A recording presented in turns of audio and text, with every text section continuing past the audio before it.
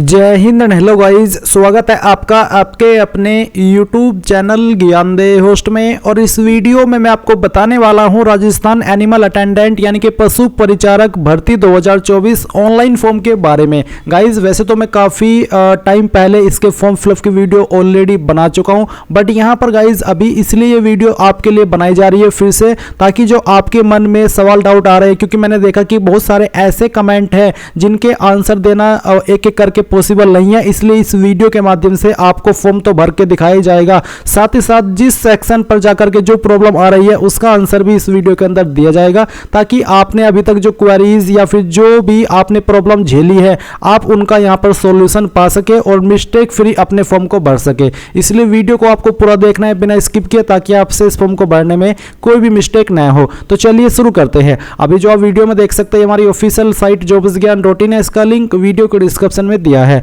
अभी तक ये तो आपको ऑलरेडी पता चल ही गया होगा कि इसमें 5934 पोस्ट है, 10वीं पास अप्लाई कर सकते हैं। जॉब लोकेशन आपकी राजस्थान रहेगी और एग्जाम सेंटर भी आपका राजस्थान में ही होगा। एग्जाम सेंटर सिलेक्ट करने का कोई भी ऑप्शन आपको नहीं दिया जाता है, आपको खुद से आपके सेंटर अलॉट किए जाएंगे। एंड बाकी की जानकारी आप यहाँ पर चेक कर लीजिएगा। और गाइज अगर आपने OTR नहीं किया है तो इस वीडियो के अंदर मैंने OTR का पूरा प्रोसेस बताया, आप इस वीडियो को वॉच करके OTR के बारे में कंप्लीट जानकारी जान लीजिए। अगर आपने एक बार OTR कर लिया फिर आपको इन फ्यूचर जो भी फॉर्म भरने हैं सिंपली लॉगिन कीजिए और अपना फॉर्म भर दीजिए। तो ये सभी जानकारी चेक करते हुए आप यहां पर इंपॉर्टेंट लिंक के सेक्शन में आएंगे और अप्लाई ऑनलाइन लिंक इसके ऊपर क्लिक करेंगे। देन आपके सामने यहां पर SSO का इंटरफेस आ जाएगा। मैं आपको बता दूं कि अगर आपने इस वेबसाइट का इस्तेमाल करके पिछले 4-5 साल के अंदर कोई भी फॉर्म भरा है तो आपका अकाउंट बना हुआ होगा, आपको यहाँ पर दोबारा से रजिस्ट्रेशन करने की आवश्यकता नहीं है। आप उसी डिटेल से लॉगिन करेंगे जिसमें कि आपको आपकी SSO ID या फिर यूजर नेम यहाँ पर एंटर करना है एंड जो आपने पासवर्ड बनाया था वो डालना है। बट गाइस अगर आप आपका पासवर्ड भूल चुके हैं तो आप यहाँ पर I forgot my password click here, इसके सामने क्लिक हियर पर क्लिक करेंगे एंड देन जो आपकी SSO ID है वो यहाँ पर डालेंगे। जो मोबाइल नंबर या फिर ईमेल ID आपने रजिस्टर की थी वो डालेंगे, ये कैप्चा कोड फिल करेंगे एंड देन सबमिट के ऊपर आप जैसे ही क्लिक करेंगे तो आपको मैसेज के माध्यम से आपका जो पासवर्ड है वो सेंड कर दिया जाएगा। अगर आप आपकी SSO ID भूले हैं तो आपको यहाँ पर उसको भी रिसेट करने का ऑप्शन दिया है। पर गाइज अगर आप यहां पर पहली बार इस वेबसाइट का इस्तेमाल करके कोई फॉर्म भर रहे हैं तो आपको रजिस्ट्रेशन करना होगा। इसके लिए आप यहां पर रजिस्ट्रेशन के ऊपर क्लिक करेंगे, फिर आपको यहां पर सिलेक्ट करना है कि आप इनमें से किस माध्यम से लॉगिन होना चाहते हैं। तो यहां पर आपको जन आधार का भी ऑप्शन दिया है और गूगल का भी ऑप्शन है, तो आप यहां पर गूगल सेलेक्ट कर लीजिएगा। गूगल सेलेक्ट करने के बाद में आपको आपकी ईमेल ID का यहां पर इस्तेमाल करना है। कोई भी ईमेल ID आप यहां पर डालिए एंड देन नेक्स्ट के ऊपर क्लिक कीजिए। अब गाइज यहां पर आपके सामने कुछ ऐसा इंटरफेस आएगा, जैसे ही आप अपनी ईमेल ID एंड उसका पासवर्ड डाल करके लॉगिन कर लेंगे।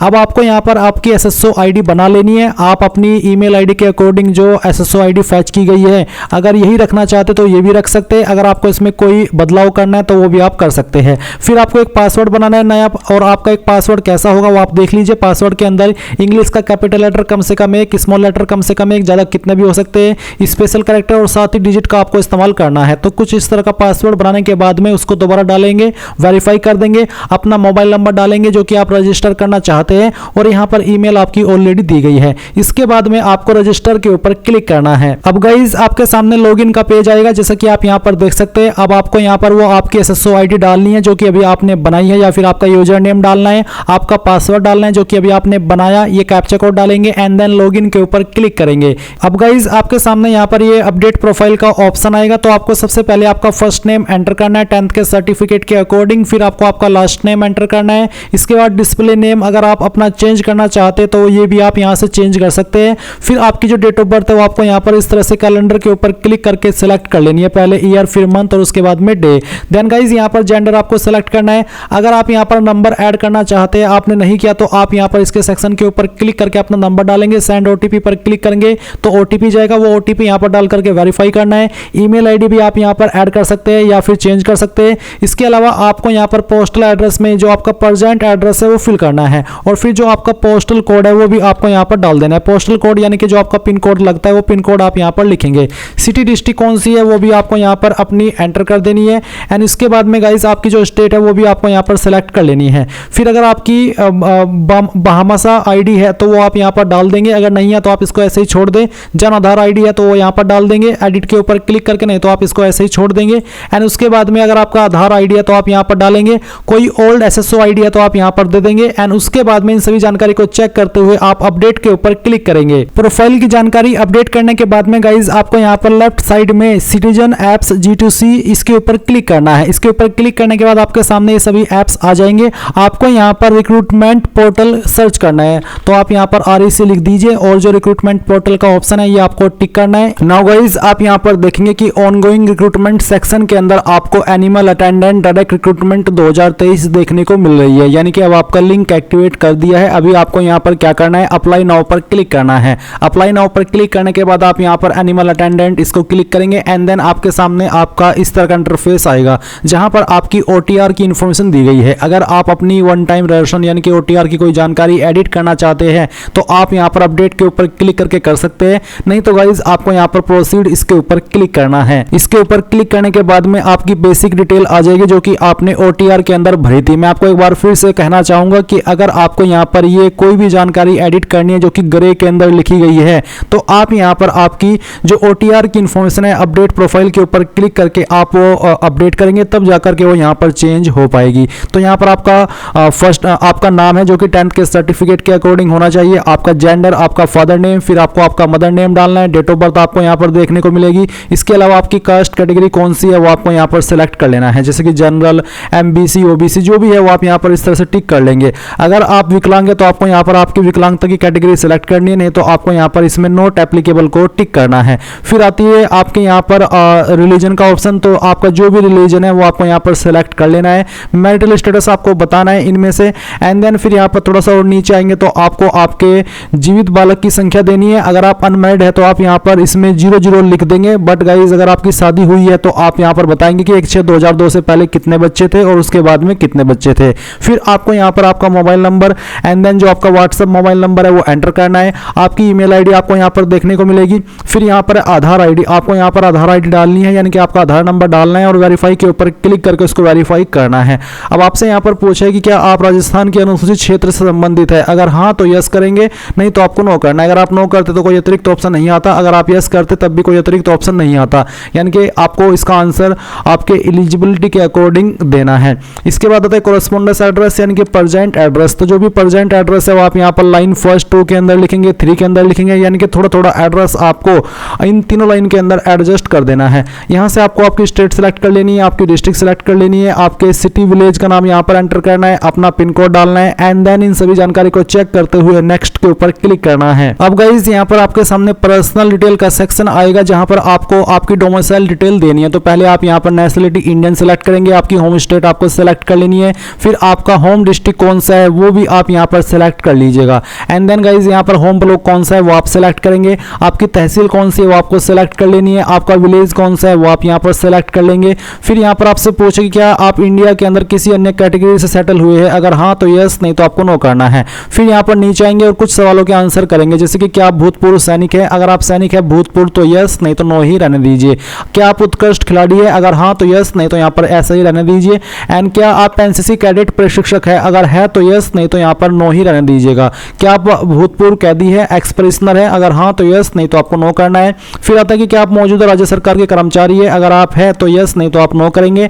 एंड देन पूछे क्या आपको जो आईसीयू के अंदर एडिशनल छूट मिलती है इन के अकॉर्डिंग जो कि यहाँ पर आपको दिए गए हैं, तो आप वो सेलेक्ट कर ले, अगर नहीं तो आप यहाँ पर नॉट एप्लीकेबल इसके ऊपर क्लिक करेंगे। जो छूट मिलती है जनरल ओबीसी को SC/ST को 5 साल की और ओबीसी को 3 साल की, वो अगर आप इसमें नॉट एप्लीकेबल भी करते हैं तब भी वो आपको दी जाएगी, क्योंकि ये जो ऑप्शन है ये इसके अतिरिक्त है।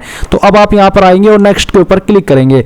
देन गाइज आपके सामने क्वालिफिकेशन की जानकारी आएगी। तो सबसे पहले आपको 10th की इंफॉर्मेशन भरनी है। तो 10th में यहाँ पर आप देखेंगे सब्जेक्ट ग्रुप, तो आप इसमें नॉट एप्लीकेबल लिख सकते हैं क्योंकि मेनली ये चीज इसके ऊपर एप्लीकेबल नहीं होती है, या फिर आप चाहे तो यहाँ पर ऑल जनरल सब्जेक्ट भी लिख सकते हैं। फिर आपको बताना है आपके बोर्ड का नाम, कि आपने किस बोर्ड से आपकी 10वीं की है, आपका 10th का रोल नंबर देना है, नंबर आपके किसके अंदर है, CGPA, ग्रेड, परसेंटेज जो भी है वो आप यहाँ पर सिलेक्ट कर ले। एंड देन किस ईयर के अंदर पास किया वो साल आप यहाँ पर सिलेक्ट कर लेंगे और आपकी परसेंटेज या फिर ग्रेड कितनी है वो आप यहाँ पर लिख देंगे। सेम वे में आपको 12वीं की जानकारी देनी है। तो सब्जेक्ट ग्रुप में आप बताइए कि आपने साइंस से की है, आर्ट्स से की है या फिर कॉमर्स से की है, किस बोर्ड के द्वारा की है, आपका 12वीं का रोल नंबर, किसके अंदर आपके नंबर थे वो, पासिंग ईयर और परसेंटेज। एंड गाइज अगर आपने सिंपल 10वीं पास किया तो आप यहाँ पर सिर्फ 10वीं की जानकारी जानकारी देकर के भी आगे बढ़ सकते हैं। तो आप यहाँ पर एजुकेशनल क्वालिफिकेशन के नीचे टिक कर दीजिएगा और फिर नेक्स्ट के ऊपर क्लिक कीजिए।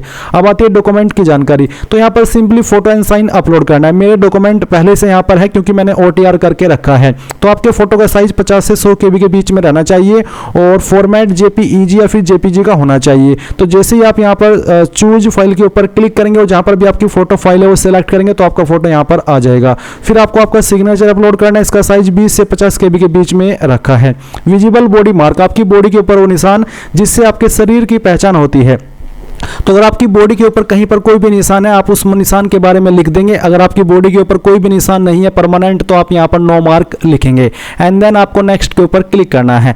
अब आपके सामने आपके फॉर्म का प्रीव्यू आ चुका है। पूरी जानकारी यहाँ से चेक कर लीजिए। डिक्लेरेशन के ऊपर टिक कीजिए एंड देन यहाँ पर फाइनल सबमिट के ऊपर क्लिक करके यहाँ पर टिक कीजिए और फाइनल सबमिट कर दीजिए। फाइनल सबमिट करने के बाद आप देखेंगे कि आपका फॉर्म सबमिट हो चुका है क्योंकि आपने जब आपका OTR किया था उस वक्त अपनी फीस जमा कर दी थी। तो अब आप जो आगे फ्यूचर में जो फॉर्म भरेंगे वो बिना किसी फीस के भरेंगे, चाहे कोई सा भी फॉर्म है जो कि SSO की वेबसाइट के माध्यम से भरा जाता है। तो सिंपली अब यहाँ पर प्रिंट के सेक्शन पर क्लिक कीजिए। अगर आपके पास प्रिंटर मौजूद नहीं है तो बाद में इसको अभी से PDF के रूप में सेव कर ले और बाद में आपको इसको प्रिंट के रूप में निकलवा लेना है। सो गाइस इस तरह से आप राजस्थान एनिमल अटेंडेंट का फॉर्म फिल करेंगे। आई होप आपको पूरी जानकारी समझ आई होगी। कोई सवाल कोई डाउट रह गया हो तो कमेंट के माध्यम से पूछ लीजिएगा। Thanks for watching. जय हिंद।